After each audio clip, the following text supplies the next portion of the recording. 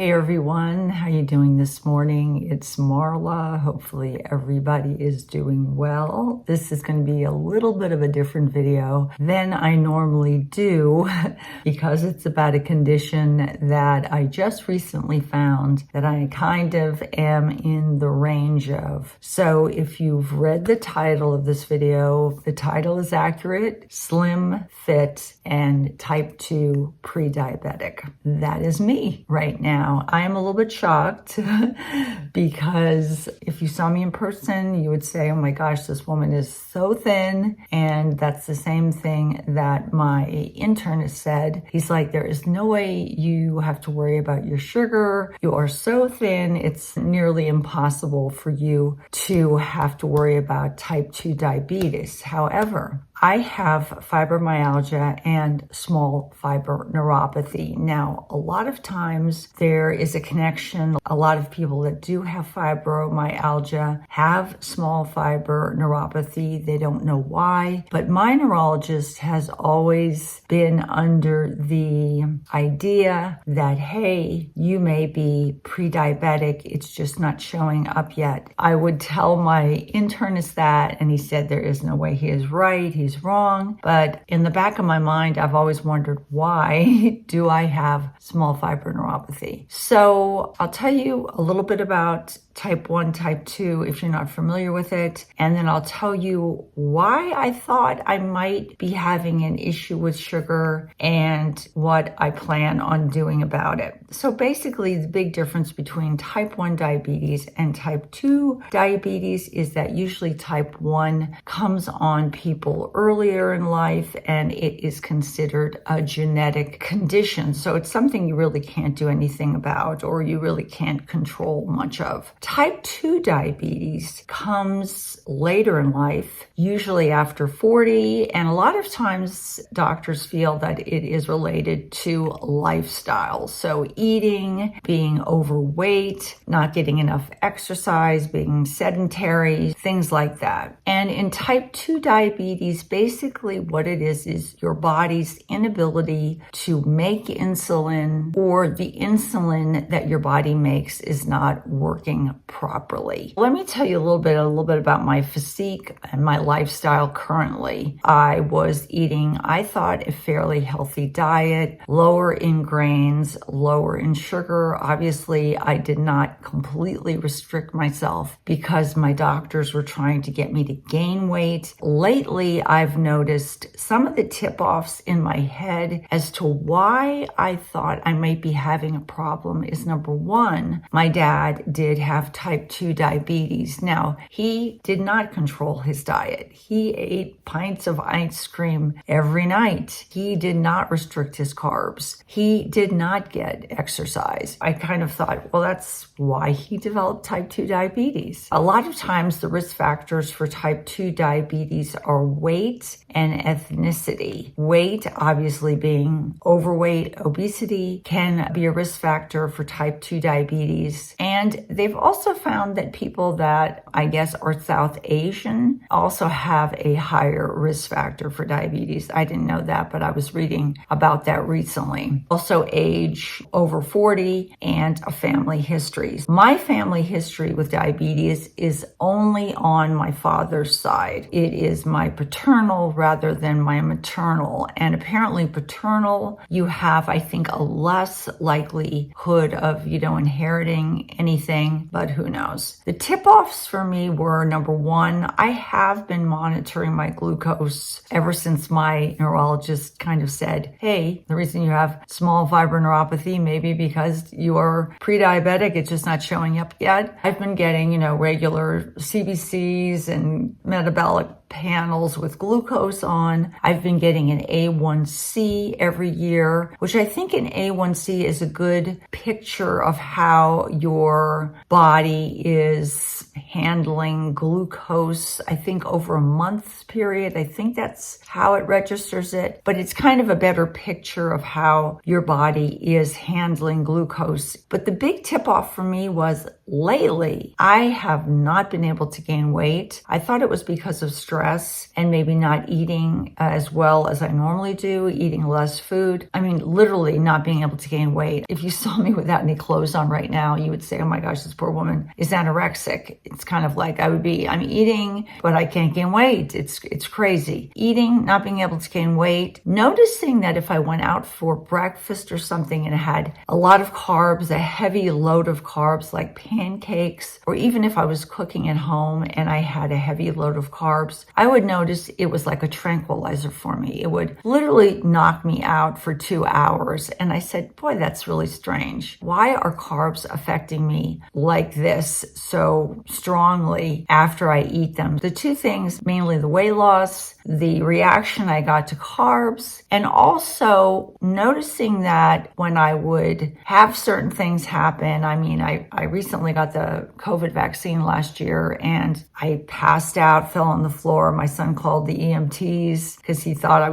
was dying from the COVID vaccine. They came and they said, hey, her glucose is low. And I'm like, wow, it's funny. They said that. I noticed I took a glucose tolerance test twice over the past couple of years, and I noticed I was showing up as hypoglycemic. I actually even got one of those little glucometers to read your glucose level and to kind of track it. And I've noticed a lot of times after I would eat, I would have very, very low glucose. I was hypoglycemic. There was something going on that was maybe not showing up completely, yet in my A1C, I was still under the range, what they consider pre-diabetic, but I've noticed year after year, my A1C gradually going up. Those were a couple of the tip-offs.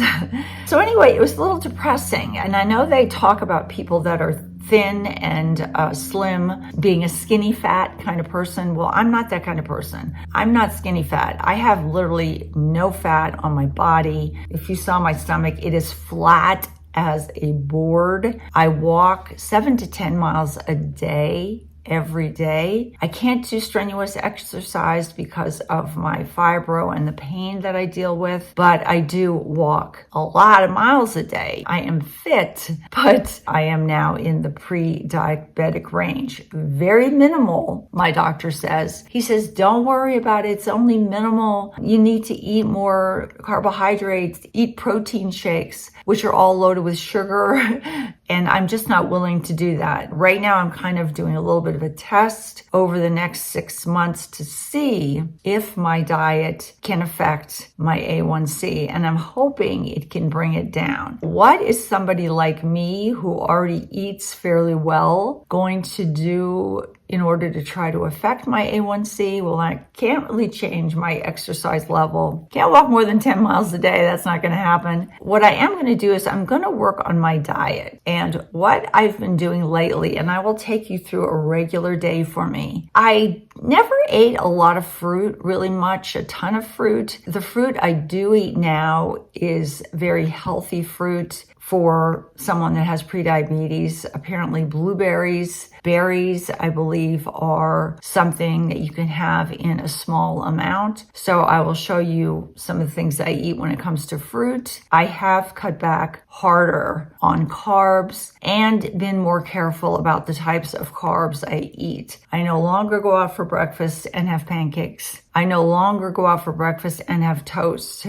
I don't eat white potatoes. The only thing I will eat when it comes to a typical starchy carbohydrate is in the morning. I do have to have a little bit of shredded wheat because it's the only thing that really keeps me regular. If you didn't know, I am on a type of opioid, and because of that, you get constipated and you really have to make sure you eat a lot of fiber, and shredded wheat really is the only thing that really seems to do the job. So I am not giving up my shredded wheat, but I don't eat a giant bowl of it. I'll show you exactly what I eat. For breakfast, I eat a lot of more green beans, broccoli and spinach and salads. I make sure what I'm eating has little to no sugar in it. I've cut back absolutely on every bit of treat sugar that I was eating before to see if that can help. And I've done some intermittent fasting, which apparently, from what I've read, is very good in combating pre-diabetes. Now, I can't intermittent fast during the day because I am kind of really hungry during the day,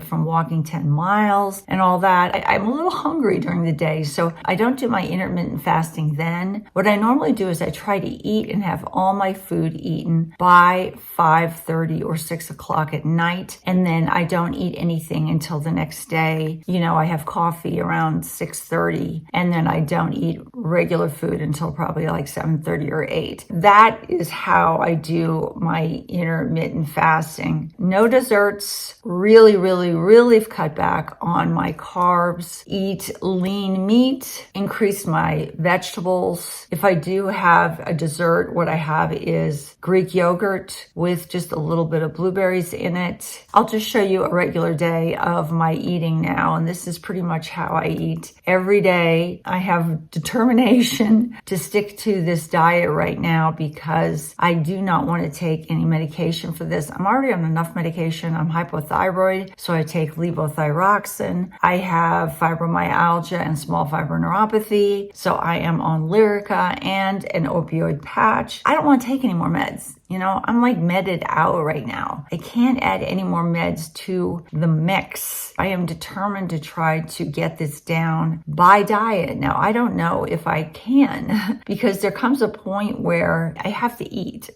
So it's either I cut out all food completely and just don't eat or what. But right now, I already look anorexic right now. I have absolutely no body fat on my body. The thing I have really focused on is even more so on carbohydrates, and any bit of sugar that I was throwing into my diet has now been completely cut off. My A1C was right on the border, like it crossed over the range into the pre-diabetic range. In 6 months, I'm going to check my A1C again. I will let you know what it is, if my diet has affected it in any way. It's just that I wanted to do this video because I know there are other people out there like me who exercise. Oh, and the other thing I do is I cut out completely any fast food. Once in a while, I might be at a doctor's appointment and I'd be like so hungry. I'm like, oh my gosh, I have to eat, something fast food wise. I have cut out going to fast food places completely. If I go to Starbucks, I do not have anything that has a fancy drink that has any sugar in it. I haven't really had soda in a very long time, like over 10 years or I don't know how many years, but I've cut back on that. No beer at the end of the week, going out for dinner, no wine. Everything is just either carbonated water, or hot tea. That's the only thing I drink, and coffee. I do drink coffee. The creamer I put in my coffee is 0 sugar, even though it doesn't taste as good as the sugar creamer I used to use, but I've cut back on that. I've really tried to be diligent about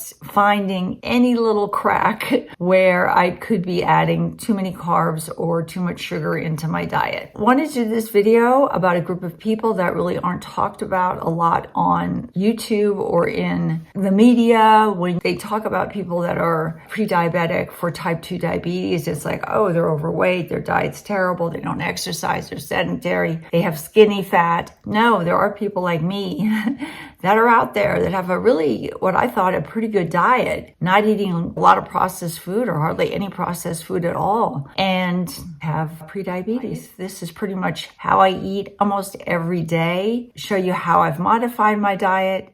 All right, so first thing in the morning, I have my coffee with my almond milk. I put probably about a half a cup of almond milk into my mug, and then I just put just a touch of 0 sugar creamer in. And I know it's strange that I actually use a real milk creamer, but then I use almond milk and mix the two together. I know that's very strange, but for some reason I do that.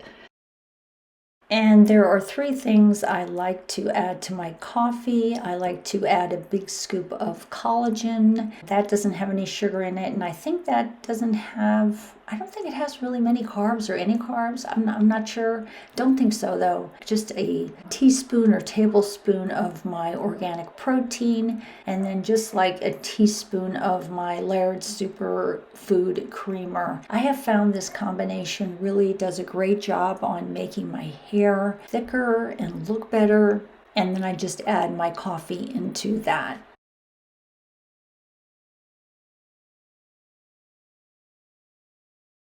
After I have my coffee, I then start taking my dogs for a walk.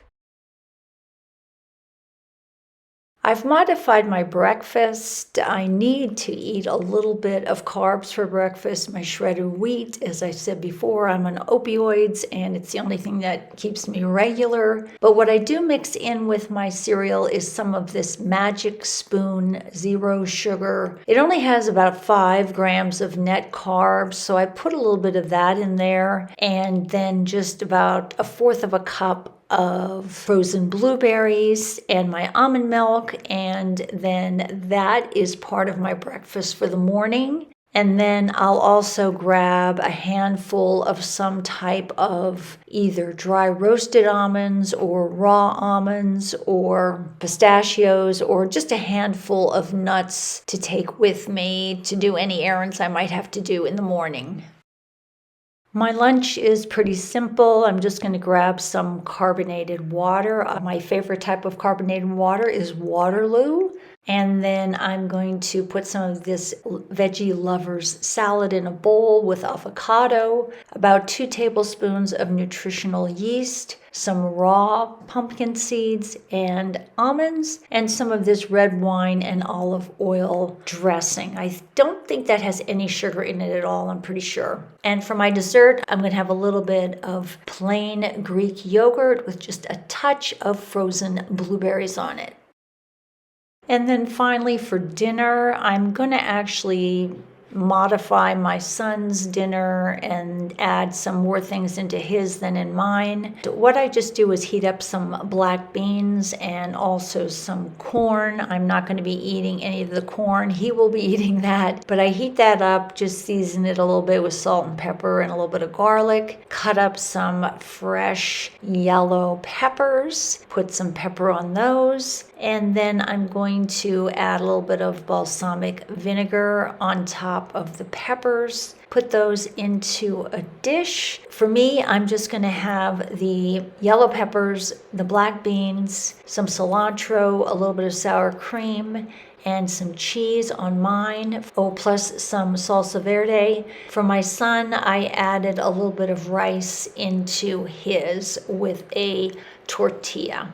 So this is mine right now, the little tinier portion, and my son has the other one that has the corn and the rice in. And that is it for my one day of meals. That's it for this video. Like, I don't have enough problems I have to worry about possibly becoming a type 2 diabetic. Take care, guys. Talk to you soon. Bye-bye from Marla.